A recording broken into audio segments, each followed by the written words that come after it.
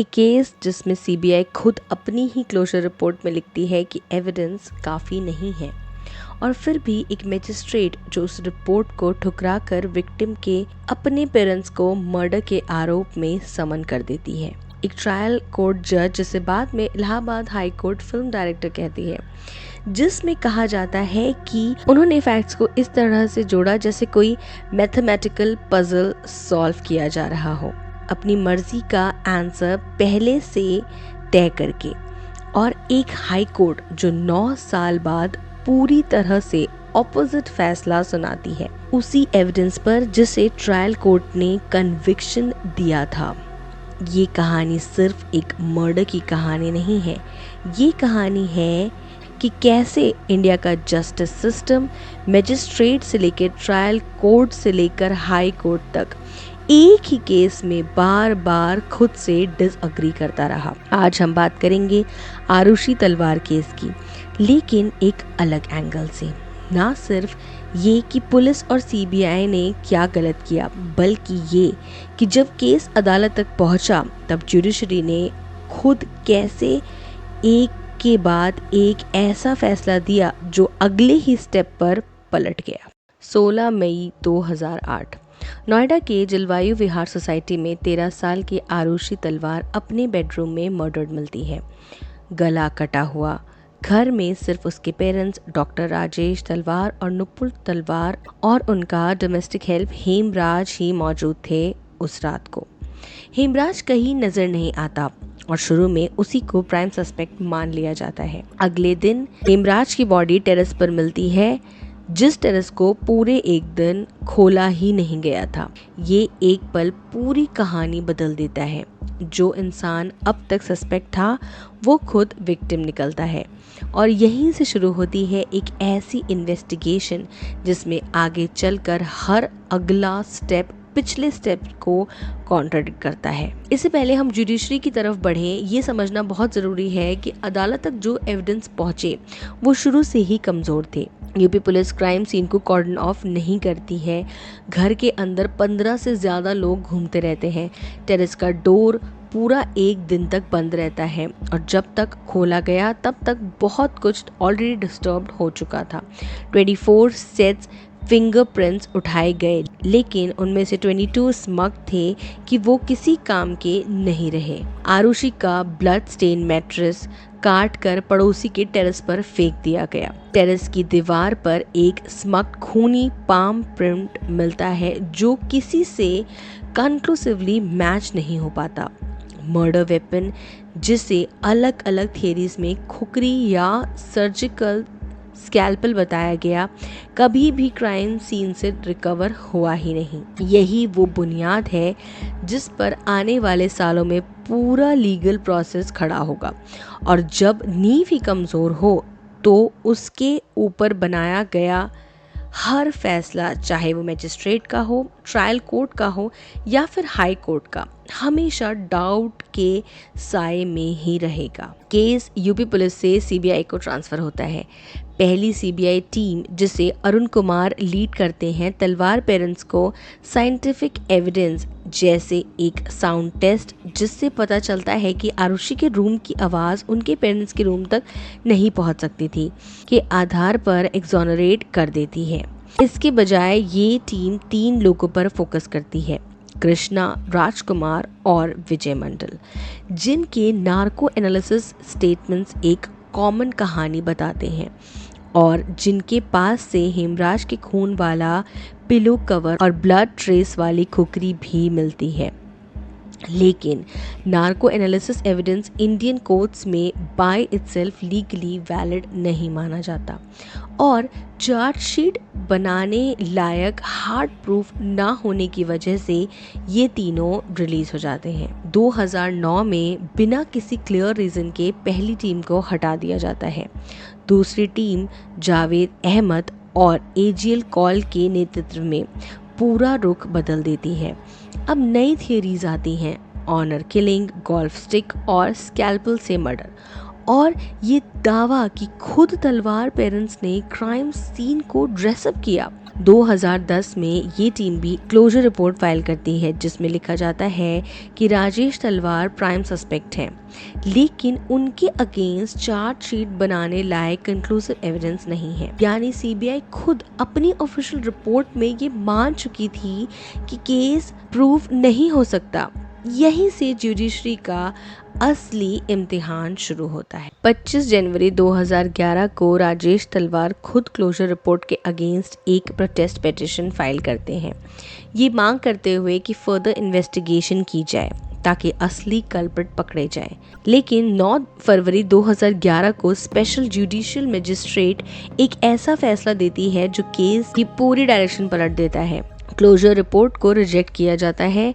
Protest petition की further investigation वाली मांग भी रिजेक्ट होती है और इसके बजाय राजेश और नुपुर तलवार को ही मर्डर और एविडेंस टेम्परिंग के आरोप में समन कर दिया जाता है। इससे एक बहुत ही अजीब लीगल सिचुएशन बनती है। राजेश तलवार जो इस केस के ओरिजिनल कंप्लेनेंट थे, जिन्होंने खुद 16 मई 2008 को एफआईआर दर्ज कराई थी, अब वो खुद ही अक्यूज बन जाते हैं। तलवार दंपत्ति इस ऑर्डर को इलाहाबाद हाई कोर्ट में चैलेंज करते हैं, जहां उनकी पिटीशन 18 मार्च 2011 को खारिज हो जाती है। वहां से मामला सुप्रीम कोर्ट तक पहुंचता है, जहां भी उनकी स्पेशल लीव पिटीशन 6 जनवरी 2012 को रिजेक्ट कर दी जाती है और बाद में उनकी रिव्यू पिटीशन भी खारिज हो जाती है। ट्रायल को रोकने की हर लीगल कोशिश नाकाम होती है और 25 जनवरी 2012 को दोनों पर फॉर्मली मर्डर, एविडेंस डिस्ट्रक्शन और कॉन्स्पिरेसी के चार्जेस फ्रेम हो जाते हैं। यहाँ सवाल ये उठता है कि जब इन्वेस्टिगेटिंग एजेंसी खुद कहती है कि हमारे पास चार्जशीट बनाने लायक प्रूफ नहीं है, तब भी अगर एक मजिस्ट्रेट अपनी खुद की रीडिंग से केस को ट्रायल तक ले जा सकती है, तो क्या एविडेंस का स्टैंडर्ड सच में उतना ही मायने रखता है जितना हमें लगता है? ट्रायल 2012-13 तक चलता है। 25 नवंबर 2013 को गाजियाबाद के एडिशनल सेशंस जज श्यामलाल अपना फैसला सुनाते हैं। राजेश और नुपुर तलवार दोनों दोषी को लाइफ इम्प्रिजनमेंट की सजा सुनाई जाती है। जज का रीजनिंग पूरी तरह सर्कमस्टेंशियल एविडेंस पर बेस्ड होता है, जैसे ये दलील कि घर में कोई फोर्सिबली एंट्री का निशान नहीं था, इसलिए कोई आउटसाइडर इन्वॉल्व नहीं हो सकता, या ये कि घर के इंटरनेट राउटर की एक्टिविटी से पता चलता है कि पेरेंट्स रात को जाग रहे थे। इन दलीलों को बाद में हाई कोर्ट पूरी तरह गलत साबित कर देती है, लेकिन उस वक्त ये रीजनिंग काफी मान ली जाती है कन्विक्शन के लिए। सबसे बड़ी बात, इस ट्रायल में मोटिव कभी सॉलिडली स्टैब्लिश नहीं होता। जो ऑनर किलिंग थ्योरी मीडिया में सबसे ज्यादा डिस्कस होती है, उसका भी कोई कॉन्क्रीट प्रूफ पेश नहीं किया जाता, सिर्फ स्पेक्यूलेशंस जो धीरे धीरे एक एक्सेप्टेड नैरेटिव बन जाती है। और यही वो पल है जहां जुडिशरी का सबसे क्रिटिकल काम सिर्फ प्रूवन फैक्ट्स पर फैसला देना, ना कि पॉपुलर थ्योरी पर, कहीं पीछे छूट जाता है। तलवार दंपत्ति हाई कोर्ट में अपनी कन्विक्शन को चैलेंज करते हैं। सालों की सुनवाई के बाद 12 अक्टूबर 2017 को इलाहाबाद हाई कोर्ट अपना फैसला सुनाती है और दोनों को बरी कर देती है। हाई कोर्ट का रीजनिंग बिल्कुल साफ है। किसी भी क्रिमिनल केस में कन्विक्शन के लिए प्रोसिक्यूशन को बियॉन्ड रीजनेबल डाउट दोषी साबित करना पड़ता है। यहाँ पूरा केस सर्कमस्टेंशियल एविडेंस पर खड़ा था और सर्कमस्टेंसेस की चेन में इतने गैप्स थे कि कोई कंप्लीट अनब्रोकन पिक्चर नहीं बनती थी। ब्लडी पाम प्रिंट्स किसी से मैच नहीं हुआ, मर्डर वेपन कभी मिला ही नहीं और क्राइम सीन शुरू से ही इतना डिस्टर्ब्ड हो चुका था कि कोई भी थ्योरी कंक्लूसिवली प्रूव नहीं हो सकती थी। लेकिन हाई कोर्ट यही नहीं रुकती। जस्टिस अरविंद कुमार मिश्रा अपना अलग से 10 पेज जजमेंट लिखते हैं। ट्रायल जज के अप्रोच पर कमेंट करने के लिए।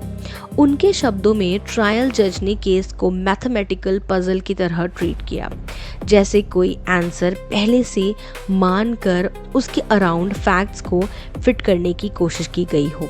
हाई कोर्ट ये भी कहती है कि ट्रायल जज अनमाइंडफुल ऑफ लॉ था और उसका पूरा जजमेंट फैंसीफुल रीजनिंग पर बेस्ड था। एक और जगह हाई कोर्ट लिखती है कि ट्रायल जज ने खुद को एक फिल्म डायरेक्टर की तरह ट्रीट किया, बिखरे हुए फैक्ट्स को एक कोहेरेंट कहानी में जबरदस्ती पिरोना चाहा, बिना ये सोचे कि क्या वो कहानी सच में एविडेंस से निकाल भी रही है या नहीं।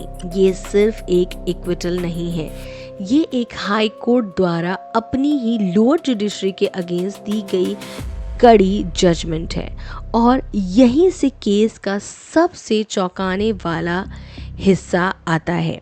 Same evidence, same case diary, फिर भी एक कोर्ट दोषी कहता है और दूसरा कोर्ट कहता है ये पूरी रीजनिंग ही गलत है। जब तक हाई कोर्ट का फैसला आता है, राजेश और नुपुर तलवार दासना जेल में अपनी जिंदगी के 9 साल गुजार चुके थे, जिनमें से काफी हिस्सा लाइफ इम्प्रिजनमेंट की सजा भुगतते हुए।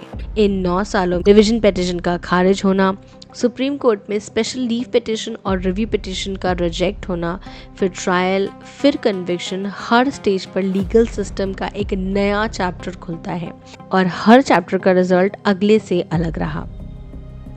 ये सिर्फ एक कपल की कहानी नहीं है, ये एक रिमाइंडर है कि जब जस्टिस सिस्टम के अंदर ही इतनी कंसिस्टेंसी की कमी है, तो उस प्रोसेस से गुजरने वाले इंसान के लिए जस्टिस का मतलब कितना लंबा, कितना इमोशनल हो सकता है और ये उस इंसान को कितना इमोशनली तोड़ सकता है। हाई कोर्ट के एक्विटल के कुछ महीने बाद ही हेमराज की पत्नी खुमकाला पांजड़े सुप्रीम कोर्ट में एक पिटीशन फाइल करती हैं, ये कहते हुए कि उनके पति का मर्डर भी उतना ही ज़रूरी है जितना आरुषि का और कि उन्हें इंसाफ नहीं मिला।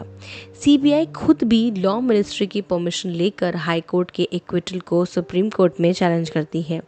अगस्त 2018 में सुप्रीम कोर्ट दोनों अपील्स को सुनने के लिए मान जाती है। यानी जिस केस को हमने सॉल्व या क्लोज समझ लिया था 2017 में, वो लीगली आज भी पूरी तरह बंद नहीं हुआ है। एक केस जो ऑलरेडी एक डिकेड से चल चुका है, अब भी अपने आखिरी डेफिनेटिव फैसले का इंतजार कर रहा है। अगर हम सिर्फ प्रोसेस की नज़र से देखें तो कुछ स्पेसिफिक जगह पर जुडिशरी खुद भी बेहतर कर सकती है।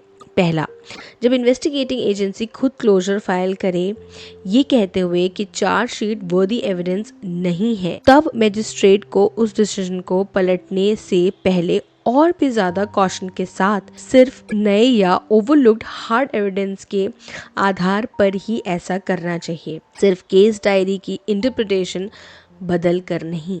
दूसरा, ट्रायल कोर्ट जजेस को प्योरली डॉक्यूमेंटेड फॉरेंसिकली बैक्ड एविडेंस पर ही कन्विक्शन बेस करनी चाहिए, ना कि स्पेक्युलेटिव थ्योरीज जैसे इंटरनेट राउटर एक्टिविटीज या अनवेरिफाइड मोटिव नैरेटिव्स पर, जिनके बाद में कोई कॉन्क्रीट सपोर्ट नहीं मिला। तीसरा, मीडिया ट्रायल का असर जुडिशरी के फैसले पर बिल्कुल नहीं पड़ना चाहिए।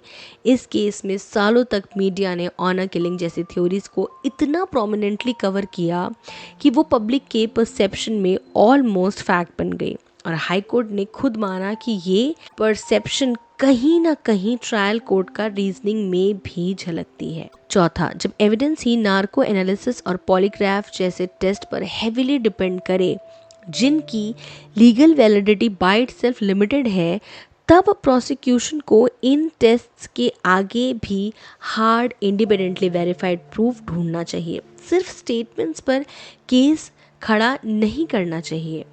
पांचवा, अपील प्रोसेस को इतना लंबा नहीं होना चाहिए कि एक इंसान अपनी ज़िंदगी का बड़ा हिस्सा अनसर्टनिटी में गुजार दे। 9 साल समनिंग से लेकर इक्विटल तक एक इंसान की पूरी जवानी या करियर का बड़ा हिस्सा निगलेक्ट कर सकती है, चाहे एंड में वो इनोसेंट ही क्यों ना साबित हो। अगर इन बेसिक प्रिंसिपल्स पर ध्यान रखा जाता तो शायद ये केस सिर्फ एक अनसॉल्व मिस्ट्री नहीं बल्कि एक ऐसी कहानी होता जहां जस्टिस अपनी कंसिस्टेंसी दिखाता, ना कि खुद ही बार बार डिसएग्री करता।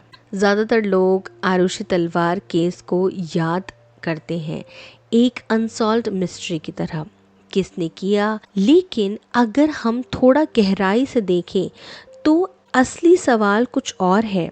अगर एक ही केस में मजिस्ट्रेट, ट्रायल कोर्ट और हाई कोर्ट तीनों अलग नतीजों पर पहुंच सकते हैं वही एविडेंस देखकर, तो जस्टिस सिस्टम खुद कितना रिलायबल है जब एविडेंस शुरू से ही कमज़ोर हो। आज इतने साल बाद भी ये केस सुप्रीम कोर्ट में पेंडिंग है, एक फाइनल आंसर का इंतज़ार करते हुए। और शायद यही इस पूरी कहानी का सबसे इम्पॉर्टेंट सबक है कि अगर शुरुआत में ही सच को प्रिजर्व नहीं किया जाए तो जस्टिस सिस्टम चाहे कितना भी मेहनत करे, सिर्फ एक डाउट से दूसरे डाउट तक ही घूमता रहेगा। अगर आपको लगता है कि ऐसी स्टोरीज सिर्फ क्राइम की नहीं बल्कि सच, इन्वेस्टिगेशन और जस्टिस सिस्टम के हर पहलू को समझना भी ज़रूरी है, तो इस चैनल को ज़रूर सब्सक्राइब कीजिए। यहाँ हम सिर्फ सेंसेशनल हेडलाइंस नहीं बल्कि हर केस के फैक्ट्स, एविडेंस और लीगल प्रोसेस को डिटेल में समझने की कोशिश करते हैं। अगर इस केस पर आपका कोई भी ओपिनियन है तो कमेंट्स में ज़रूर बताएं। मैं हूँ अपेक्षा और मिलते हैं अगले एपिसोड में एक और ऐसी कहानी के साथ जहां हम सिर्फ मिस्ट्री नहीं बल्कि उनके पीछे छुपे सच को समझने की कोशिश करेंगे। तब तक के लिए अपना ख्याल रखिए।